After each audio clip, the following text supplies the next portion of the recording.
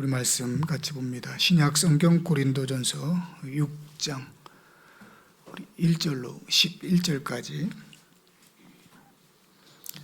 1절로 11절 같이 함께 봉독합니다.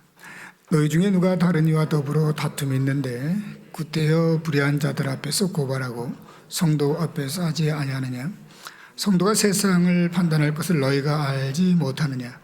세상도 너희에게 판단을 받겠거든 즉 이 작은 일 판단하기를 감당하지 못하겠느냐? 우리가 천사를 판단할 것을 너희가 알지 못하느냐? 그리하거든 하물며 세상 일이랴. 그런즉 너희가 세상 사건이 있을 때에 교회에서 경히 여김을 받는 자들을 세우느냐? 내가 너희를 부끄럽게 하려 하여 이 말을 하노니 너희 가운데 그 형제간의 일을 판단할 만한 지혜 있는 자가 이같이 하나도 없느냐? 형제가 형제와 더불어 고발할 뿐더러 믿지 아니하는 자들 앞에서 하느냐? 너희가 피차 고발함으로 너희 가운데 이미 뚜렷한 허물이 있나니 차라리 불의를 당하는 것이 낫지 아니하며 차라리 속는 것이 낫지 아니하냐? 너희는 불의를 행하고 속이는구나. 그는 너희 형제로다. 불의한 자가 하나님의 나라를 유업으로 받지 못할 줄을 알지 못하느냐? 미혹을 받지 말라. 음행하는 자나 우상 숭배하는 자나 간음하는 자나 탐색하는 자나 남색하는 자나 도적이나 탐욕을 부리는 자나 술 취하는 자나 모욕하는 자나 속여 빼앗는 자들은 하나님의 나라를 유업으로 받지 못하리라. 너희 중에 이와 같은 자들이 있더니 주 예수 그리스도의 이름과 우리 하나님의 성령 안에서 씻음과 거룩함과 의롭다 하심을 받았느니라. 우리는 본문을 통해서 교회 안의 다툼 그리고 그 다툼의 해결을 위해서 교회가 그리고 성도가 성도를 세상 법정으로 데리고 나가는 고소 고발의 문제를 다루고 있습니다. 이 문제가 앞에서도 말씀드렸던 것처럼 왜 중요한가? 그러면 손해를 봐야 되는가? 억울한 일을 당해도 그냥 참아야 되는가? 단순히 그런 문제가 아니죠. 중요한 것은 더 본질적인 부분입니다. 뭐를 얻으려고 뭐를 지키려고 그와 같이 고사 고발까지 하면서 세상으로 나아가 하나님의 영광을 가르느냐, 이제 이 얘기를 하고 싶은 겁니다. 이 내용은 단순히 고소 고발의 문제가 아니고 우리의 신앙하는 모든 전반에 거쳐서 다 질문하는 겁니다. 뭘 얻으려고? 너희가 어떻게 해서 구원을 받았는데, 그리고 그 구원의 가치와 깊이와 넓이가 얼마나 큰데, 거기에 이제 고발이라고 하는 게 등장하는 겁니다. 이 고발을 하고 고소하면서 법정 나갈 때는 사실은 우리가 이제 사소한 어떤 일 때문에 뭐 고소 고발이 있을 수도 있어요, 그죠? 그러나 그러지 않을 경우도 있습니다. 생각보다 엄청나게 손해와 손실을 감내하거나 또 그걸 찾기 위한 고소 고발도 있거든요. 얼마 전입니다. 지금도 계속 진행 중인 저희 교계에 있는 일인데, 서울을 가면 이제 마장동이라고 하는 동네가 있습니다. 이제 거기가 재개발이 되는 거예요. 교회는 한 80년 된 교회인데 부진 한 200평 정도. 교회는 뭐 그렇게 큰 건물이 아닌 오래된 낙후된 교회입니다. 아는 목사님이 거기 이제 부임을 하죠. 한 15년 전에. 그때 모이는 성도들은 한 60명 정도 모였습니다. 그리고 15년 정도 목회했는데 모이는 성도들은 한 10명 남짓 이렇게 모입니다. 근데 거기가 재개발이 들어가는 겁니다. 평당 3억에서 4억이 갑니다. 그러니까 200평이니까 한 600억에서 800억 정도 가게 되는 거죠. 근데 성도는 10명 남짓. 거기 있는 성도들이 자연스럽게 어떤 마음이 생길까요? 지분으로 나눠 갖기 시작하면은 1인당 800억이면 100억씩 갖게 되는, 10명이면은 80억씩 갖게 되는, 60억씩 갖게 되는. 거기에 이제 목사님부터 시작해서 장로님이 있고, 또 거기는 또 오래 다닌, 거의 뭐 어렸을 때부터 다닌 성도도 있고, 그리고 많은 성도들은 이미 빠져나갔고, 근데 빠져나간 성도들조차도 이제 재산 가치가 그렇게 된다 보니까 다시 교회에 이제 얼굴을 보이기 시작하는. 근데 교회에서는 등록을 안 받는. 왜냐면 지분의 문제가 생기는. 이제 이게 이제 법정으로 가게 되는 거예요. 그리고 거기에 이제 교단이 들어가는 거죠. 유지재단에 속해 있으니까 이거는 교단이 관할해야 된다. 근데 세상 법정으로 나가면 개교회 우선이지 유지재단은 별 의미가 없거든요. 그러니까 교단, 교회 성도, 거기에 장로와 목사. 법정에서 계속 지금 논쟁 중에 있는 겁니다. 양보할 수 있을까요? 쉽지가 않죠, 이게. 그런 문제라고 가는 건 겁니다. 그리고 이제 그와 같은 것들을 이제 세상 이제 법정으로 나가게 되면 지금까지 그 교회가 해왔던 그리고 교회 안의 내막들이 세상에 이제 다 들춰지는 거죠. 결국 누군가는 뭔가를 얻을 겁니다. 그죠? 자기가 원하는 바를 얻게 될 겁니다. 그럼 누군가는 자기가 원하는 만큼 못 얻겠지요. 그런데 그 과정에서 얻었다 얻지 못했다. 뭘 얻고 뭘 잃어버리는 거냐 이렇게 묻는 겁니다. 그러면 또 우리에게 묻는 겁니다. 그럼 너 같으면은 그 많은 액수, 그 많은 이득을 권리를 내려놓고 양보할 수 있느냐? 누구 좋으라고? 누구 좋으라고 그것도 양보하죠. 이게 만만하지가 않은 상황인 겁니다. 그런 배경을 깔고서 오늘 본문 말씀을 들여다보고 그럼에도 불구하고 너희가 목회를 한다, 너희가 교회를 세웠다. 그래서 지금까지 수십 년 교회를 인도해 왔다. 그리고 결국 교회의 자산을 지키려고 한다라고 하는 뭐 내용들 다 갈 때 그럼에도 불구하고 궁극적으로 네가 지키고 싶어하는 게 뭐냐는 거예요. 정말 너가 지키고 싶은 게. 그럼에도 불구하고 결론적인 얘기를 하면은 하나님이 너희들에게 주려고 하는 그 구원이라고 하는 문제, 하나님의 영광이라고 하는 문제, 그거는 너희가 생각한 것처럼 그렇게 가볍지가 않다는 겁니다. 그런데 우리는 이걸 너무 가볍게 여기고요. 내 이익이 된다면은 조금 경건쯤은 뒤로, 하나님의 부름받은 사명쯤은 뒤로. 이게 어려운 거죠.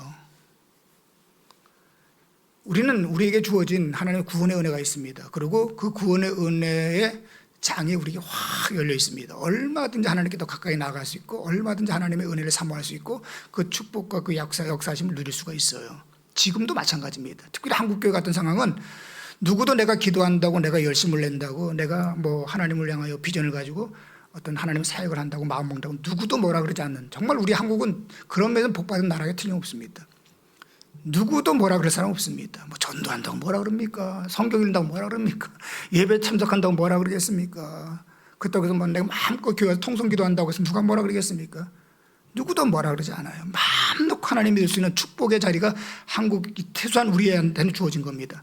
근데 그럼에도 불구하고 우리가 그 하나님을 향하여 달려갈 길을 정말 확장하며 달려갈 수 있는 마음이 있나? 이런 부정적인 이야기 말고 그냥 긍정적으로 모든 조건이 다 주어지는데 그런데 나는 오늘 왜 그걸 못하고 있나? 도대체 뭘 얻자고? 이런 질문하고 같이 맞물려 있는 거예요, 여러분. 그리고 언젠가 시간이 다 끝날 거죠. 그러면 결국 뭐가 남는데? 그게 네가 그렇게 붙잡으려고 했던 게 도대체 뭔데? 그런 관점에서 오늘 이 본문이 고발의 문제를 들여다봐야 내용이 또 되는 겁니다. 단순히 고소고발의 얘기를 하는 게 아니에요. 너희가 믿고 있는 그 구원 그리고 그 받은 바 은혜가 얼마나 큰지는 알고 있냐? 그리고 그걸 알고도 오늘 너희가 그렇게 살아가고 그렇게 다투고 그것 때문에 아웅다웅하고 선택에 있어서 늘 하나님의 선택이 되지 않는 어떤 그와 같은 일들을 하고 있는 거냐? 너희가 도대체 받은 구원이 도대체 뭐냐? 이런 얘기를 하는 겁니다. 이거는 물론 예수 그리스도를 영접하지 못한 사람들은 이거 절대 이해 못합니다. 단순히 눈앞에 지금도 그렇게 큰 이익이 와 있는데 이걸 말이 되지 않죠. 그리고 구원을 받았더라도 그 구원의 크기, 하나님의 그 은혜, 하나님의 그 역사하심과 함께하심, 그 영생을 제대로 느끼지 못한 사람들은 절대 이거 이해 못합니다. 내가 왜 손해보면서 이걸 포기합니까?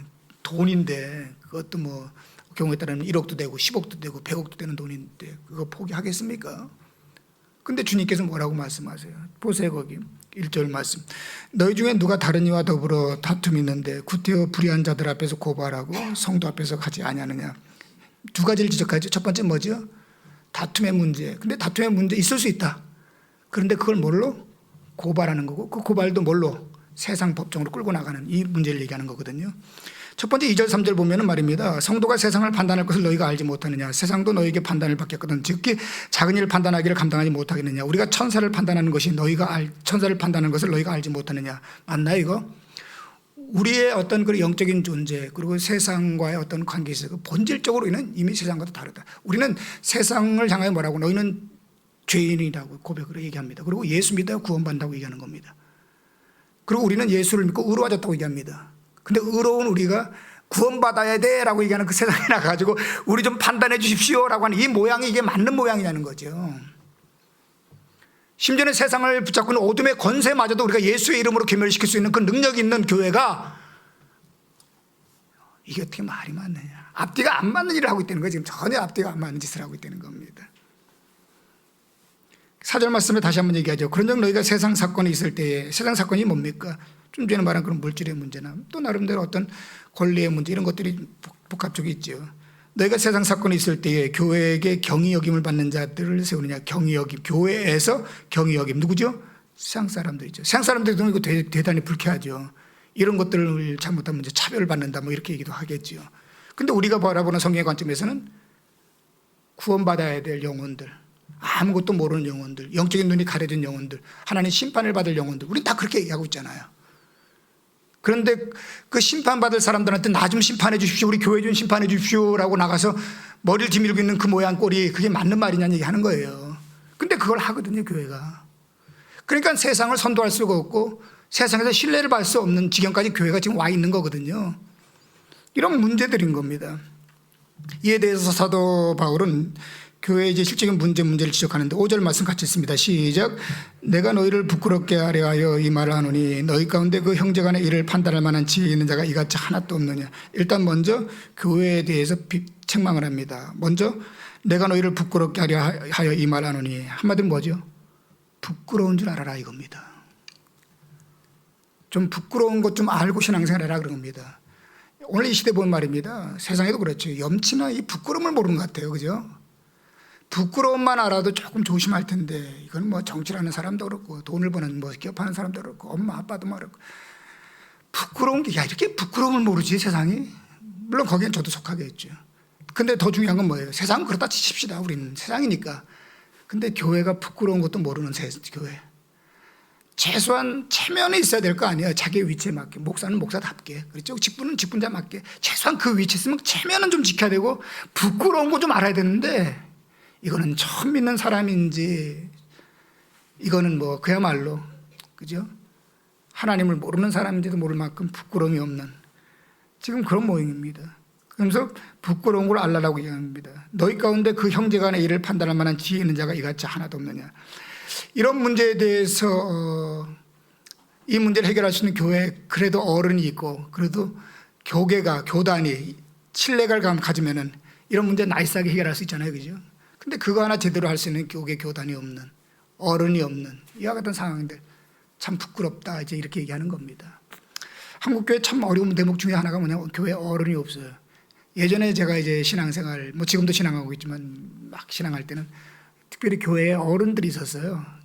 그리고 저는 개인적으로 한경진 목사님을 늘 지금도 마음속에 물론 그분이 노년에는 참 힘들게 돌아가셨지만 어쨌든 간에 그런 어른이 있었어요. 그래서 신앙하면서 그리고 목회하면서 이런 어른 같은 분들은 도대체 이럴 때 어떻게 할까라고 하는 나름대로 그분을 생각하면서 이제 나름대로 지혜도 얻기도 하고 그렇거든요. 신앙의 모델이 필요할 때입니다. 그리고 우리가 그런 사람이 된다면 더 이상 좋을 수가 없겠죠. 그리고 이어서 나오는 이게 이제 6절 말씀입니다. 6절도 같이 읽어봅니다. 시작. 형제가 형제와 더불어 고발할 뿐더러 믿지 아니하는 자들 앞에서 하느냐. 형제가 형제와 더불어 뭐한다? 고발한다. 근데 그것도 뭐한다? 믿지 아니하는 자 한다. 그러니까 이거 말도 똑같은 말입니다. 창피한 줄 알아라 이거죠. 그러면서 7절 말씀에 내용 같이 읽어봅니다. 7절 시작. 너희가 피차 고발함으로 너희 가운데 이미 뚜렷한 허물이 있나니 차라리 불의를 당하는 것이 낫지 아니하며 차라리 속는 것이 낫지 아니하냐. 여러분 차라리 불의를 당하고 차라리 속는 게 나아요? 안 속고 내가 불의를 안 당하는 게 나은 거지. 근데 뭐라 그래요? 차라리 불의를 당하는 것이 낫지 않냐며 차라리 속는 것이 낫지 않냐. 거기 앞부분에 나오죠. 너희가 피차 고발함으로 너희 가운데 이미 뭐했다? 뚜렷한 허물이 있다. 이미 너희가 그렇게 행동함으로 말미암아 너희의 결과가 어떻든 상관없이 넌 이미 패소한 거야. 이렇게 얘기하는 거야. 하나님 법정에서는 넌 패소. 근데 뭐라 그래? 아니 왜 내가 패소야? 난 이번에 법정에서 내가 원하는 거 얻었어. 근데 하나님은 너는 아니야. 뭘 얻고 뭘 잃어버린 거예요. 자존심은 챙겼을지 모릅니다. 내 권리도 챙겼을지 모릅니다. 내가 원하는 물질을 챙겼을지도 모릅니다. 하나님을 잃어버린 거거든요. 뭘 얻자고. 근데 그런 일들을 고발 고소 문제가 아니라 그런 일들을 우리가 신앙하면서 한다니까요.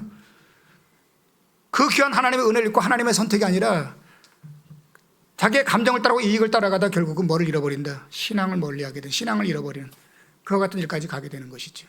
좀 전에 말했던 그 교회 결국 누가 승소할까요? 목사님일까? 아니면 거기 있는 장로님? 아니면 성도님? 아니면 교단? 누가 승리할까요? 중요한 건 하나님께서는 너희들로 말미암아 내 영광 다 가렸고 너무나 많은 영혼들은 상처 이미 받았고 그리고 너희들은 나를 잃어버린 게 됐어. 이렇게 될 거겠다. 이게 무섭잖아요.